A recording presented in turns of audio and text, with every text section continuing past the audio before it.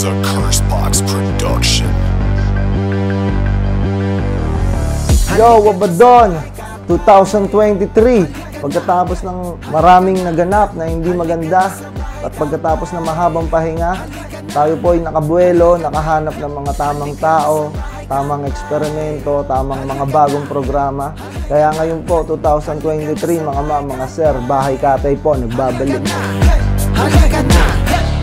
Sa ating pong pagbabalik ay meron tayong mga luma pero mas pinaganda sa mga bagong segment o programa na dapat yung abangan at tangkilikin. Unang-una na po dyan yung pujok ulo natin na dinagdagan natin ng iba pang sauce kung tawagin nila. Naglagay tayo ng brutalita, mas matutindi natin mga joke at magandang setup kaya abangan nyo po yan.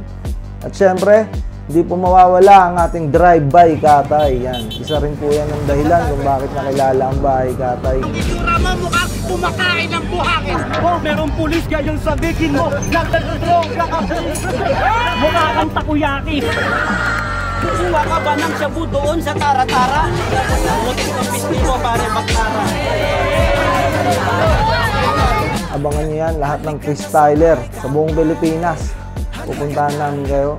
At ang isa pang programa natin, syempre, yung 5 meters, kung saan kumukuha tayo ng mga rapper. Binibigyan natin sila ng pagkakataong gumawa ng isang kanta, isang solidong kanta, para ipakita sa Bahay Katay ang kanilang napag-eksperimentohan.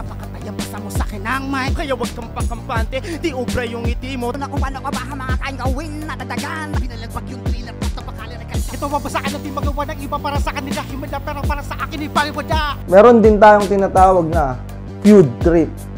Hindi ko pa siya mapaliwanag dahil kailangan ito ng visual para mas maintindihan nyo. Kaya abangan nyo na lang po yan.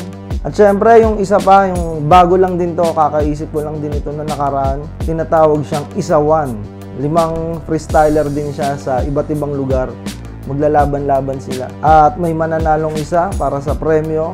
Kaya abangan nyo rin po yan mga sir. At yun, ako po bilang si Abadon, pinapangako ko po at asahan nyo po na mas maganda ang mga programa nating ihahain, ilalabas at kapanapanabik.